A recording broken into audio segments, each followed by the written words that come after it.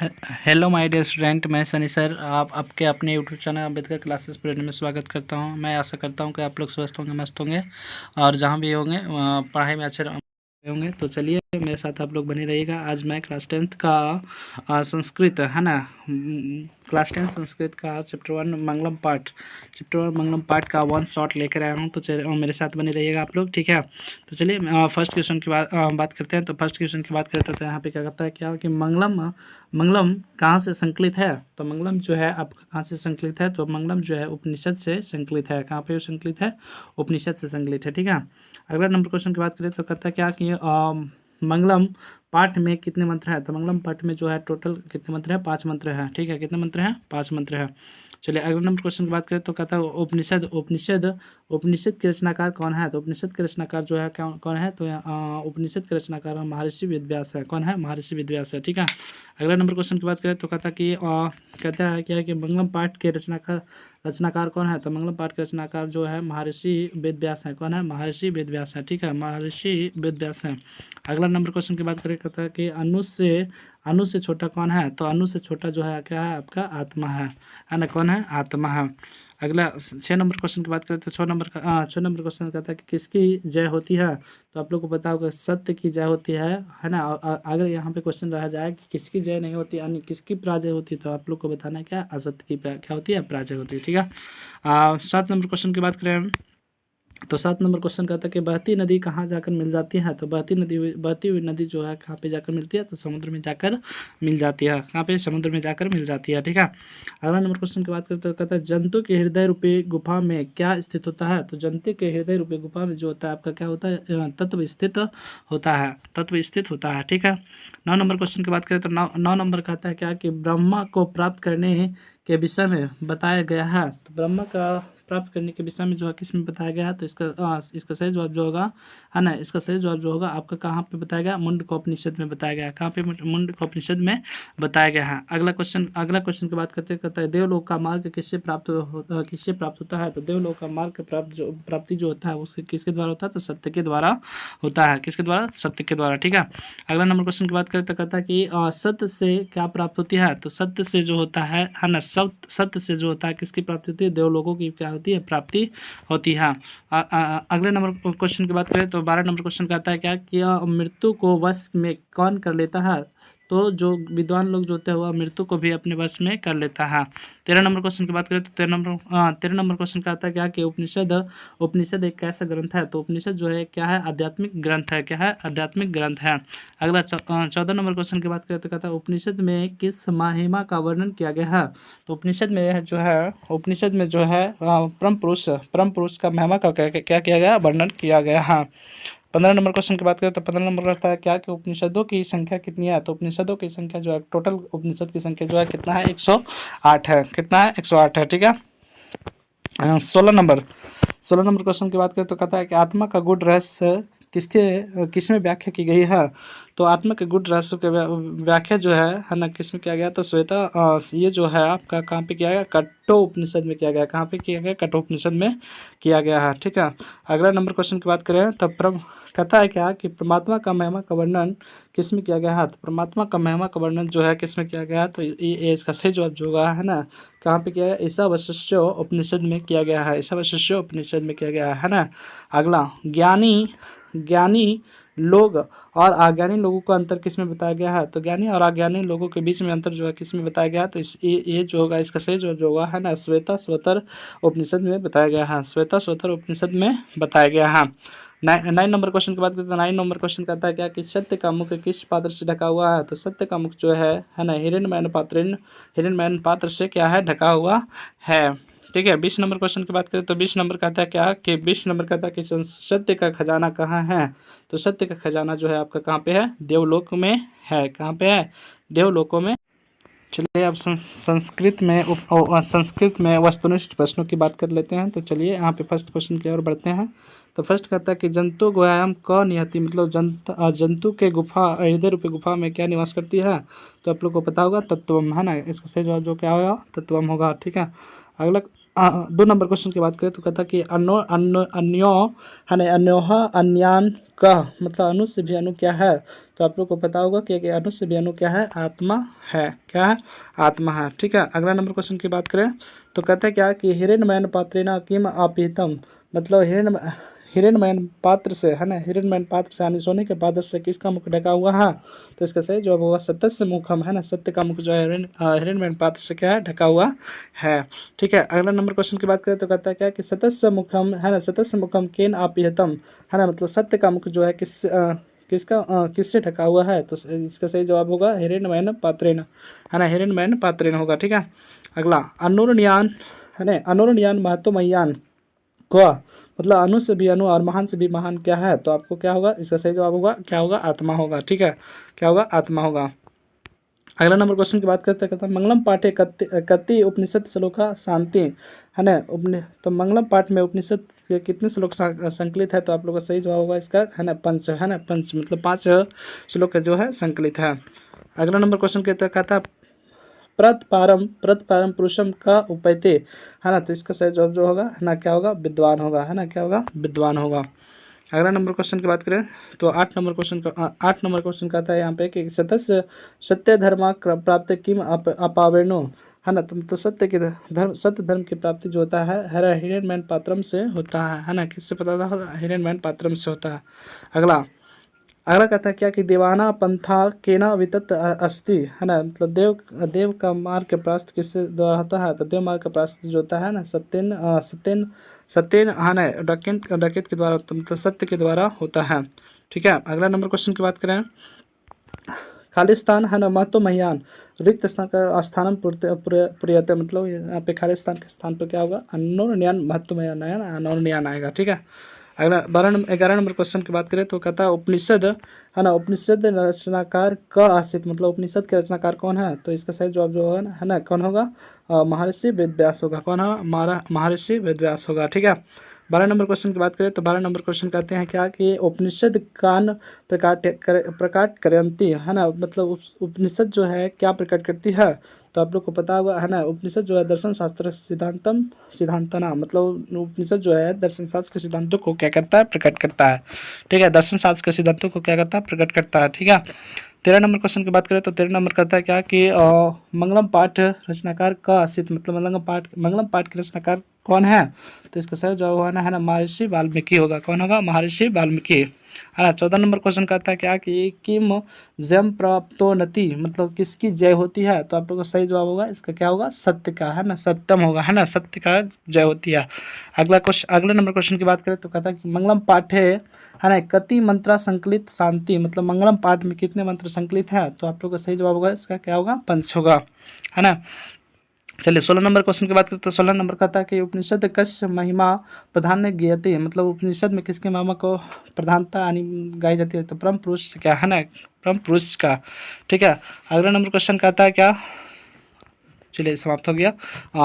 अब objective subject, चलिए अब सब्जेक्टिव क्वेश्चन की ओर बढ़ते हैं। तो चलिए यहाँ पे फर्स्ट क्वेश्चन की बात करेंगे तो कहता है क्या कि मंगलम पाठ किस संकलित है तथा इस पाठ में कितने मंत्र दिए गए हैं? तो अब जो है मंगलम पाठ जो है कहाँ से संकलित है? तो मंगलम पाठ जो है ना, मंगलम पाठ जो है उपनिषद ग्रंथ से संकलित है और इस पाठ में 4 उपनिषद से कुल कितने 5 मंत्र लिए गए हैं, है ना। यानी क्वेश्चन यहाँ पे देखिए पूछेगा पहले क्या कि मंगलम पाठ जो है कहाँ से संकलित है? तो क्या बताएंगे, मंगलम पाठ जो है उपनिषद से, है ना, उपनिषद से संकलित है। ठीक है, उपनिषद से संकलित है और उपनिषद से कितने उपनिषद से? तो टोटल 4 उपनिषद से क्या है, संकलित है। ठीक है, कितने उपनिषद से? टोटल 4 उपनिषद से क्या है, संकलित है। टोटल 4 उपनिषद से संकलित है और कुल कितने मंत्र हैं? तो कुल मंत्रों की संख्या जो है कितना है, 5 है। ठीक है, चलिए नेक्स्ट क्वेश्चन की ओर बढ़ते हैं। तो दूसरा कहता है कि मंगलम पाठ में किसकी वंदना है तथा इस पाठ का उद्देश्य क्या है? तो बताएंगे कि देखिए यहाँ पे कहा गया है कि मंगलम पाठ में सर्वशक्तिमान, सर्वव्यापी, सबका आधार, सर्वकालिक सत्य स्वरूप ईश्वर का वंदना है ना, तथा यह पाठ जो है सत्य धर्म के विकास के दृष्टिकोण से मंगलम रूप में उपयुक्त है। यानी कहने का मतलब ये हुआ, है ना, इसका करने का मतलब ये हुआ कि मंगलम पाठ में जो है सर्व पहले है ना, मंगलम पाठ में जो है किसके, ईश्वर की वंदना हुई है। किसकी वंदना हुई है? तो बताएंगे मंगलम पाठ में जो है ईश्वर की वंदना हुई है ना। जो इस पाठ में है ना, और दूसरा दूसरा बात है कि इस पाठ में जो है सत्य की महत्ता पर है ना, सत्य की महत्ता पर है ना, सत्य की महत्ता पर क्या दिया गया है? प्रकाश डाला गया है ना, प्रकाश डाला गया है। चलिए नेक्स्ट क्वेश्चन की बात करें। तो नेक्स्ट क्वेश्चन कहता है क्या कि उपनिषद का क्या स्वरूप है ना, पठित पाठ के आधार पर स्पष्ट करें, है ना। तो जो है देखिए यहाँ पे बताया गया है कि उपनिषद जो है वैदिक व्याख्यान का अभिन्न अंग है ना। ये जो होता है, इसमें जो होता है दर्शन शास्त्र सिद्धांतों का प्रतिपादन किया गया है। सर्वत्र परम पुरुष परमात्मा का गुणगान किया गया है। परमात्मा के द्वारा ही संसार व्यापक और अनुशासित है। सत्य का प्रकाशता ईश्वर की प्रतिरूप है। ईश्वर ही सभी तपस्या का परम लक्ष्य होता है। यानी देखिए यहाँ पे देखिए कई सारे ऑब्जेक्टिव क्वेश्चन बनेंगे। तो सबसे पहले यहाँ पे ऑब्जेक्टिव अगर बात करें तो ऑब्जेक्टिव क्वेश्चन की बात करें तो यहाँ पे वैदिक कहता है कि उपनिषद जो है वैदिक व्याख्यान का अभिन्न अंग है। मतलब उपनिषद जो है किसके अंग है? तो क्या बताएंगे? वैदिक व्याख्यान के क्या अभिन्न अंग हैं। ठीक है। दूसरा यहाँ से क्वेश्चन बन सकता है क्या कि उपनिषद जो है किसके सिद्धांतों को प्रकट करता है? तो उपनिषद जो है दर्शन शास्त्रों के सिद्धांतों को क्या करता है? प्रकट करता है। ठीक है। और इसमें बताया गया है उपनिषद में जो है परम पुरुष परमात्मा का है ना क्या गुणगान किया गया है ना। मतलब कहेगा क्वेश्चन क्या कि उपनिषद में जो है किसकी गुणगान किया गया है? तो बताएंगे उपनिषद में जो परम पुरुष परमात्मा का क्या किया गया है? गुणगान किया गया है। ठीक है। और यहाँ से देखिए एक क्वेश्चन और बनता है क्या कि परमात्मा के द्वारा ही यह संसार व्यापक एवं अनुशासित होता है। मतलब यह संसार जो है किसके द्वारा अनुशासित है? तो क्या बताएंगे? है ना, यह संसार जो है ना, यह संसार जो किसके द्वारा अनुशासित है? तो परमात्मा के द्वारा अनुशासित है। किसके द्वारा? परमात्मा के द्वारा, है ना। अगला क्वेश्चन कहता है क्या इससे अब देखिए एक क्वेश्चन और बन सकता है यहाँ पे, है ना, कि ईश्वर सभी तपस्याओं का परम लक्ष्य होता है ना। तपस्या का परम लक्ष्य हानि कहने का मतलब ये हुआ कि तपस्या है ना, तपस्या का है ना, तपस्या का परम लक्ष्य क्या होता है ना, तपस्या का परम लक्ष्य क्या होता है? तो तपस्या का परम लक्ष्य जो होता है ना, किसकी प्राप्ति? ईश्वर की है ना, ईश्वर की प्राप्ति करना ही तपस्या का क्या होता है? परम लक्ष्य होता है। चलिए अगले नेक्स्ट क्वेश्चन की बात करें तो नेक्स्ट क्वेश्चन कहता है क्या कि आत्मा का स्वरूप क्या है? पठित पाठ के आधार पर स्पष्ट करें। तो देखिए जान लेते हैं कि यह कठोर उपनिषद में है आत्मा का स्वरूप का बड़ा ही अपूर्ण विश्लेषण किया गया है। आत्मा मनुष्य के हृदय रूपी गुफा में अवस्थित होता है और यह है ना, यह अणु से भी अणु और महान से भी क्या है? महान है। इसका रहस्य समझने वाला सत्य का अन्वेषण करता है और वह शोका रहित होता है। यानी कहने का मतलब ये देखिए यहाँ पे कई क्वेश्चन बनेगा। तो सबसे पहले बताएंगे कि आत्मा का स्वरूप है ना, आत्मा का वर्णन जो है, आत्मा का स्वरूप का वर्णन जो है किस उपनिषद में किया गया? तो आप लोग को पता होगा, है ना। आत्मा का स्वरूप का वर्णन जो है ना, किस उपनिषद में किया गया? तो कठोर उपनिषद में किया गया। ठीक है। दूसरा क्वेश्चन यहाँ पे बनेगा कि आत्मा जो है कहाँ पे स्थित होता है? तो आत्मा जो होता है मनुष्य के हृदय रूपी गुफा में क्या होता है? अवस्थित होता है ना। आत्मा जो कहाँ स्थित होता है? हृदय रूपी गुफा में अवस्थित होता है। फिर क्या है? आत्मा का स्वरूप क्या है? तो आत्मा जो बताएंगे अणु से भी अणु और महान से भी क्या होता है? महान होता है। और जो आत्मा को समझ जाता है ना, जो आत्मा को समझ जाता है वह हमेशा क्या होता है? शोक रहित रहता है। ठीक है, शोका रहित हो जाता है। ठीक है। नेक्स्ट क्वेश्चन की बात करें तो मंगलम पाठ का 5 वाक्यों में परिचय दें। तो मंगलम पाठ की बात करें तो इस पाठ में है ना, इस पाठ में 4 मंत्र क्रमशः ईशावास्य, कट्टा उपनिषद, मुंडक उपनिषद एवं श्वेता सहोदर नामक उपनिषद में विशुद्ध आध्यात्मिक ग्रंथों के रूप में उपनिषदों का महत्व है। ठीक है। इन्हें इन्हें इन्हें इन्हें पढ़ने का परम सत्ता की प्रति श्रद्धा उत्पन्न होती है। सत्य का अन्वेषण की प्रवृत्ति होती है तथा आध्यात्मिक खोज के उत्साह होती है। उपनिषद ग्रंथ विभिन्न वेदों का संवर्ध है। यानी कहने का मतलब ये हुआ कि अगला मंगलम पाठ की बात करेगा तो बताएंगे कि मंगलम पाठ में टोटल कितने 5 मंत्र है ना। कितने मंत्र हैं? 5 मंत्र हैं जो मुख्यतः कितने उपनिषद से लिया गया है? तो टोटल 4 उपनिषद से लिया गया है, जिसमें फर्स्ट है आपका क्या? ईशावास्य से है, दूसरा कट है ना, कट उपनिषद, फिर मुंडक उपनिषद और फिर उसके बाद में श्वेता सहोदर से लिया गया है। ठीक है। चलिए नेक्स्ट क्वेश्चन की बात करें तो नेक्स्ट क्वेश्चन की बात करें तो कहता है महान लोग संसार रूपी सागर को कैसे पार कर जाता है? तो जो भी कहता है श्वेता श्रोत्र उपनिषद में ज्ञानी और अज्ञानी के बीच लोगों का अंतर स्पष्ट करते हैं, और महर्षि वेदव्यास कहते हैं कि अज्ञानी लोग अंधकार का स्वरूप तथा ज्ञानी लोग जो होता है प्रकाश स्वरूप होता है। महान लोग इसे समझकर, है ना, महान लोग इसे समझकर मृत्यु को प्राप्त पार कर पा जाते हैं, क्योंकि संसार रूपी सागर को पार करने के लिए इससे बढ़कर अन्य कोई रास्ता नहीं है। यानी मतलब महर्षि वेदव्यास के अनुसार ने मतलब वर्णन किया है कि श्वेता श्वेतर उपनिषद में वर्णन किया है, क्या वर्णन किया है तो क्या श्वेता श्वेतर उपनिषद में उन्होंने ज्ञानी लोगों और अज्ञानी लोगों के बीच में, है ना, अंतर को स्पष्ट करते हुए कहते हैं, है ना, महर्षि वेदव्यास कह रहे हैं कि अज्ञानी लोग जो होता है किसके समान होता है, तो अंधकार स्वरूप अंधकार के समान होता है ना, और ज्ञानी लोग जो होता है किसके समान होता है, प्रकाश के समान होता है ना। और महान लोग जो होता है इसे सोच समझकर मृत्यु पर क्या करते हैं, विजय प्राप्त कर लेते हैं। ठीक है, महान लोग जो होता है इसी को समझकर क्या करते हैं, मृत्यु पर प्राप्त कर लेते हैं, और संसार रूपी सागर को पार करने के लिए इससे बढ़कर अन्य कोई रास्ता नहीं है। यार संसार के रूपी सागर को पार करना है तो आप लोग को, है ना, कहा सत्य के मार्ग पर चलना जरूरी होगा। ठीक है, चलिए नेक्स्ट क्वेश्चन की बात करें। कहता विद्वान पुरुष ब्रह्मा को किस प्रकार प्राप्त करते हैं, तो विद्वान पुरुष जो है ब्रह्मा को, है ना, किस प्रकार प्राप्त करते हैं। देखिए कहता है मुंडकोपनिषद में महर्षि वेद व्यास का कहना है कि जिस प्रकार बहती हुई नदियाँ अपनी नाम और रूप अर्थात व्यक्तित्व को छोड़कर, है ना, त्याग कर समुद्र में मिल जाती है, उसी प्रकार से महान पुरुष अपने नाम और रूप अर्थात अहप को त्याग कर, है ना, ब्रह्मा को प्राप्त कर लेता है ना। मतलब कहने का मतलब ये हुआ वेद व्यास कहते हैं मुंडकोपनिषद में कहते हैं कि जिस प्रकार बहती हुई नदियाँ, है ना, अपने नाम और रूप छोड़कर, है ना, कहाँ पे मिल जाती है, समुद्र में मिल जाती है, तो उसी प्रकार से, है ना, उसी प्रकार से जो महान पुरुष होते हैं या परम पुरुष होते हैं वह अपना नाम रूप छोड़कर, है ना, कहाँ पे लीन हो जाते हैं, ब्रह्मा में लीन हो जाते हैं। ठीक है, चलिए अगले नंबर क्वेश्चन की बात करें तो अगला नंबर कहता है कि मंगलम पाठ्य के आधार पर सत्य की महत्ता पर प्रकाश डालें।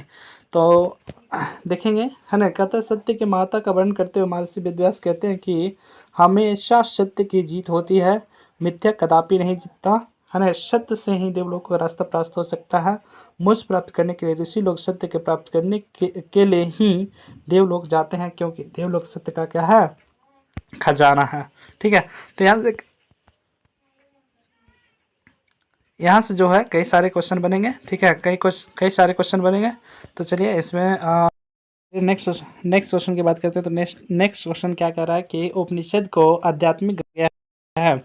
तो उपनिषद एक आध्यात्मिक ग्रंथ है क्योंकि यह आत्मा और परमात्मा के संबंध के बारे में विस्तृत व्याख्या करता है ना। परमात्मा संपूर्ण संसार में शांति स्थापित करता है, और सभी तपस्वियों का परम लक्ष्य जो होता है परमात्मा को प्राप्त करना ही होता है। यानी देखिए यहाँ से क्वेश्चन बनेगा, है ना, पहला क्या कि उपनिषद जो है क्या है, तो क्या है, तो उपनिषद जो है एक आपका क्या है, आध्यात्मिक ग्रंथ है।